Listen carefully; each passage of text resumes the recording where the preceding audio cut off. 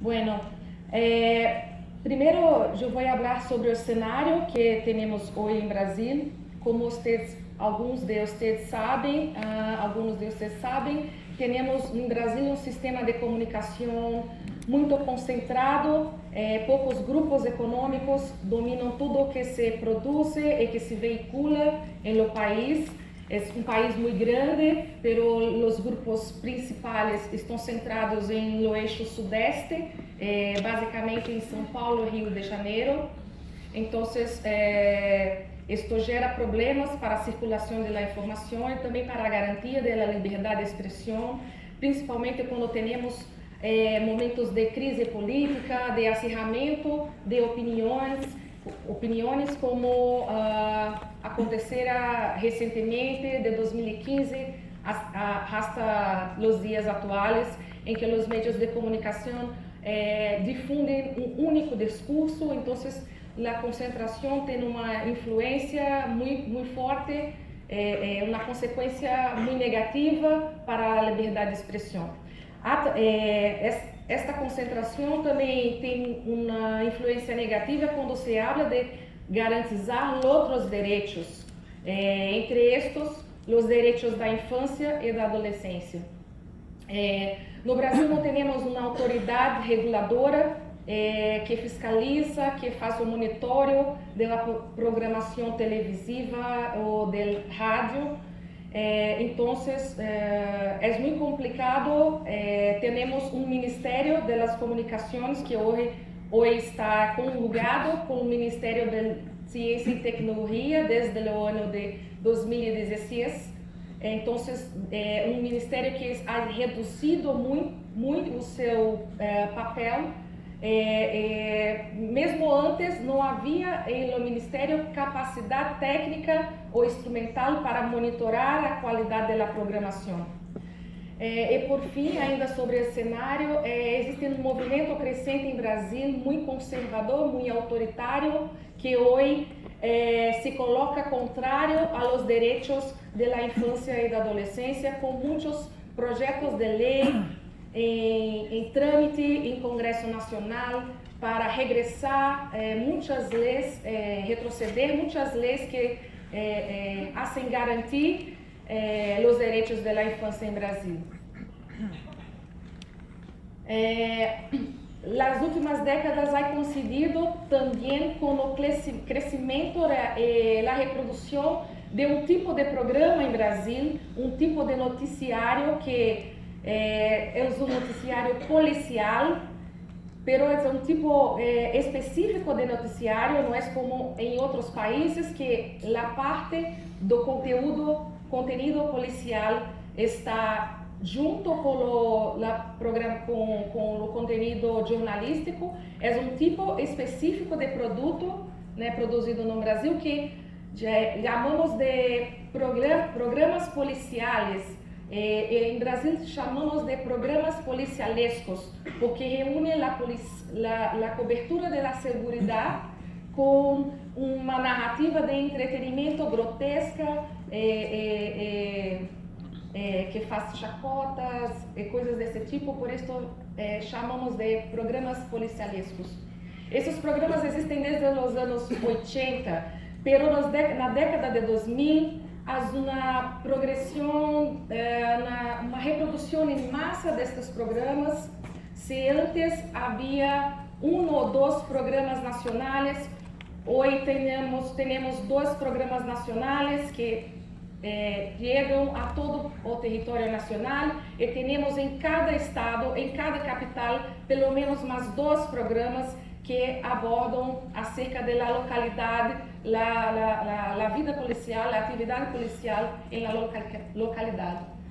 Em 2015, portanto, um grupo de organizações da sociedade civil, lideradas por LAAN, Comunicação e Direitos, realizou um monitório por um mês destes programas para averiguar, para apurar as violações de direitos humanos que ocorrem nesses programas, e com participação de outras organizações sociais, como Intervozes, Artículo 19, o Instituto Alana, que vai falar aqui também. Durante 30 dias, fizemos um levantamento de 28 programas, sendo 9 de rádio e 19 de TV, em 10 cidades, nas 5 regiões do Brasil. Durante o monitório destes programas, verificamos uma enormidade muito grande de violações de direitos humanos. Foram identificadas, então, 1.928 narrativas com violações que ultrapassam 4.500 violações de direitos humanos nos programas. As violações se classificaram em 9 tipos, por conta da metodologia de pesquisa que utilizamos. Exposição indevida de pessoas, não respeitar a presunção de inocência, violação do direito ao silêncio, exposição indevida de famílias, incitação à desobediência e às leis e às decisões judiciais, incitação ao crime e à violência, identificação de adolescentes em conflito com a lei, discurso de ódio e prejúcio, tortura psicológica ou tratamento desumano ou degradante. Se apenas uma destas violações que está diretamente imbricada com os direitos da infância, que é a identificação de adolescente em conflito com a lei. Pero se olharmos os dados da exposição indevida de pessoas e da exposição indevida de famílias, percebemos que as narrativas também trazem muitas violações dos direitos da infância e da adolescência e das famílias que têm essas crianças e adolescentes. E existe ainda um agravante neste tipo de programa em Brasil, que são os horários em que estes estão sendo veiculados em la programação da televisão. Então, como se pode ver abaixo, a grande maioria se passa ao almoço e à tarde e no início da noite, até cerca de 8 da noite. Então, é um horário que muitas famílias deixam seus filhos e adolescentes em casa sobre os cuidados específicos, quase únicos da televisão.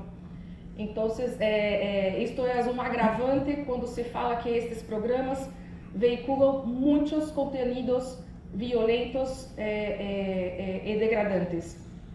Então, para exemplificar o conteúdo, eu vou pedir permissão, porque é conteúdo forte e grave, de violações graves que eu vou exibir, mas creio que é necessário para sensibilizá-los do que ha acontecido em Brasil nos chamados programas policialescos.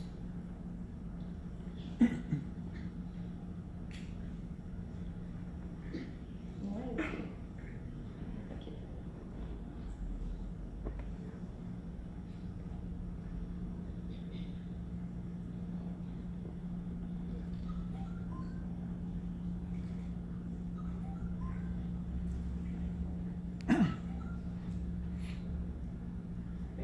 Você vai acompanhar comigo agora uma história que revela um grave problema para a sociedade. Um menino de 12 anos foi preso ontem, acusado de assaltar um mercadinho no Santo Eduardo. Você vai acompanhar agora o depoimento desse menor que fala como começou e como ele age no submundo do crime. Agora vocês vão ver o tamanho da criatura que estava com essa arma. Vocês aí, telespectador do programa Fica Alerta, vocês vão ver a pessoa que estava com essa arma aqui, ó. Esse é o rapaz, gente. Esse, você, telespectador do programa Fica Alerta, esse é o rapaz que estava com aquela arma, aquele revólver 38, que assaltou, juntamente com um grupo de amigos, um mercadinho lá no bairro do Santo Eduardo. Qual a tua idade? 12. 12 anos. Quando tu sair, tu vai fazer o quê? Tu mora onde? Nós já acertamos. E teus pais dizem o quê? Meu pai e minha mãe já morreu. E teu pai? Meu pai matou minha mãe, os caras matou ele. Teu pai matou tua mãe? Tu mora com quem? Com a minha avó. E tua avó, diz o quê? Minha avó não sabe. Tua avó vai ficar sabendo agora, né? Tá aqui, ó. 12 anos de idade, um garoto. Já no mundo do crime, assaltou, trocou tiro. Segundo ele, não tá arrependido, não.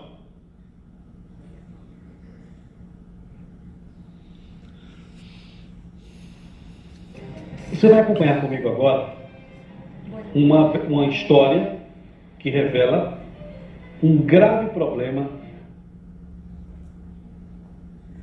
Bueno, este é um caso que selecionei para trazer, para apresentar a vocês. Está em uma das categorias da pesquisa de monitoreo que realizamos em 2015, que é a identificação de adolescente em conflito com a lei. Porque o chico está de cuestas, mas é possível identificá-lo tranquilamente, né? Además, o repórter, o periodista, é incisivo em lhe perguntar-lhes coisas, né, que ferem sua privacidade, sua dignidade humana. Então, é um exemplo muito forte, muito grave de violações de direitos humanos que acontecem nestes programas. O que disse a lei em Brasil? Existe o Estatuto da Criança e do Adolescente que fala que é vedada a divulgação de atos judiciais, policiais e administrativos que digam respeito a crianças e adolescentes, a que se atribua autoria de ato infracional. E também há um artigo que diz que divulgar total ou parcialmente, sem autorização devida, por qualquer meio de comunicação, nome, acto ou documento de procedimento policial, administrativo, judicial, relativo ao ninho ou adolescente a que se atribua ato infrator. Então, temos uma legislação que proíbe este caso, mas a legislação não é cumprida porque não temos quem faça a fiscalização e o monitoreo deste tipo de programa em Brasil. Outras legislações infringidas, além do Estatuto do Ninho e do Adolescente, temos também infração. Esse programa está infringindo a Constituição brasileira, o regulamento dos serviços de radiodifusão, que é a principal lei que regulamenta os serviços de radiodifusão no Brasil, que é de 62, o Código Civil brasileiro e o Estatuto do Ninho, como já havia dito, e ainda a autorregulação, que é totalmente ignorada, que é o Código de Ética dos Periodistas Brasileiros. Então, há um periodista que não tem consideração alguma com o Código de Ética dos Periodistas ao colocar o microfone no rosto do chico e fazer aquelas perguntas para ele. Podemos passar para o vídeo?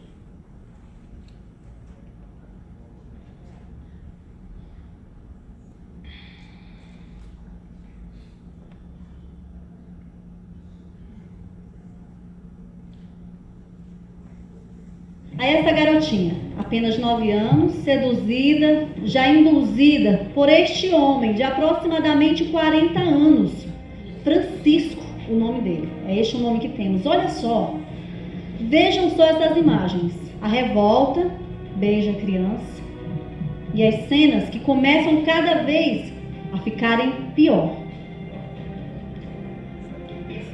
Lembrando que essa menina só tem 9 anos. Ninguém sabe se chegou ao certo penetrar. A criança que já foi levada para fazer o exame.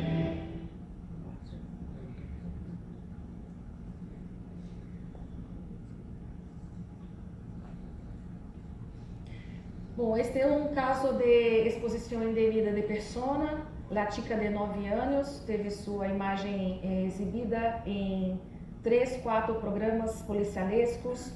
Esta cena tem 19 minutos. Foi exibida em horário de almoço, por volta das 13h20, em programas de televisão aberta, canais abertos. Algumas organizações sociais ingressamos com uma representação ao Ministério Público sobre este caso. O Ministério Público acionou o Ministério das Comunicações como correio da empresa de comunicação que havia veiculado, exibido esses minutos da cena de estupro da jovem de 9 anos. Houve uma sanção do Ministério da Comunicação, fez hacer uma sanção à empresa de radiodifusão, pero o vulto, o tamanho da sanção é muito pequeno, que foi 23 mil reais em 2014. Então, é um valor, como se diz, irrisório, que não proíbe, que não limita as emissoras de radiodifusão de continuar violando os direitos humanos, porque é muito pouco, muito fácil, se paga 23 mil reais e continua violando direitos, né, e com isso conquistando audiências, porque há que se dizer que estes programas têm muita audiência em Brasil. O que diz a lei, artigo 28 do regulamento dos serviços de radiodifusão, não transmitir programas que atentem contra o sentimento público, exponendo pessoas e situações que de alguma forma redundem em constrangimento, aunque seu objetivo seja periodístico. Então, está infringindo esta lei e outras legislações infringidas são a Constituição Federal, a Convenção Americana sobre Direitos Humanos e, mais uma vez, não há nenhuma atenção à autorregulação como o Código de Ética dos Periodistas Brasileiros. Os desafios. Temos, então, algumas lacunas legislativas na regulação do campo midiático em Brasil. Como havia dito, nosso maior regulamento é o Código Brasileiro de Telecomunicações, que é do ano de 62, e seu decreto regulamentar, que é do ano seguinte, de 63. E estas leis não foram feitas à luz da Constituição Federal, que é posterior. Então, temos que atualizar as leis que regulam os meios de comunicação à luz dos direitos conquistados na Constituição, que é de 88. Então, as leis que regulam os serviços são muito anteriores, não prevêem, não regulamentam os artigos constitucionais que hablam de direitos e de garantias fundamentais. Dificuldades de imponer sanções administrativas às empresas infratoras, como havia dito, não teremos uma autoridade reguladora, não teremos quem faça a fiscalização que cabe a nós outros da sociedade civil. Então, quando temos casos emblemáticos como estes dois que transmitia a vocês, nós da sociedade civil hacemos uma representação para o Ministério Público Federal para que ele acione as empresas e coloque o Ministério das Comunicações como parte, né, do inquérito, para que o Ministério das Comunicações então abra um processo interno administrativo e investigue as violações de direitos que estão ocorrendo nos meios. Como disse, o Ministério das Comunicações já não tinha condições antes de fazer o monitorio, porque não há estrutura técnica para tal. Agora, muito menos, porque este ministério foi reduzido, foi conjugado ao Ministério da Ciência e Tecnologia e Inovações. Temos também limites da ação do sistema judicial, porque, como já foi dito hoje ou ayer, a justiça é pouco permeável ao debate de violações de direitos humanos nos meios de comunicação, porque se centra muito na defesa da liberdade de expressão das empresas e não da liberdade de expressão da sociedade. Então, é muito difícil termos ações na justiça com uma justiça que não é permeável a este tema. Os limites da autorregulação, como disse, não temos mecanismo de autorregulação, somente um código de ética dos periodistas, que é sumariamente ignorado, e as empresas de comunicação tampouco têm produzido propostas, dispositivos de autorregulação. Não tem nem sequer canais de validar, avaliar a programação. E por fim, um outro desafio que já havia dito é o ascenso do discurso conservador em Brasil. Então, no momento estamos passando por isso. Perdemos em 2016 um mecanismo que eram as sanções a quem as empresas que descumpriram a classificação indicativa. Não há mais sanções, então agora é como se classificação indicativa fosse um instrumento como se diz, que não é sancionar, mas ele é não é vinculante. Então, se você não tem sanções, as empresas podem desrespeitar, certo? Embora o mecanismo da classificação permaneça, não há mais sanções. Então, as empresas podem desrespeitar. E ainda sobre o ascenso do discurso conservador, estamos agora em Brasil a passo de aprovar a redução da idade de responsabilidade penal, que tem a ver com todo esse debate de desmantelamento do estatuto do niño e do adolescente, é tudo conjugado. Então, por isso é muito difícil falar de regulação ou regulamentação, sobretudo quando se trata dos direitos dos niños e dos adolescentes neste momento conjuntural do Brasil. Por fim, eu gostaria de falar rapidamente da campanha que nós da sociedade civil iniciamos em 2016, se chama Mídia Sem Violações de Direitos. É uma campanha que traz todas as violações que monitoramos em 2015 e faz um ranqueamento dos programas policialescos que mais violam direitos humanos no Brasil, por estado da federação e por tipo de violação que se encontra nesses programas. Então, les convido, les invito a aceder ao site para saber mais, conhecer mais a campanha Mídia Sem Violações.com.br, porque não há mais tempo, então os invito para conhecer o site. Graças pela atenção.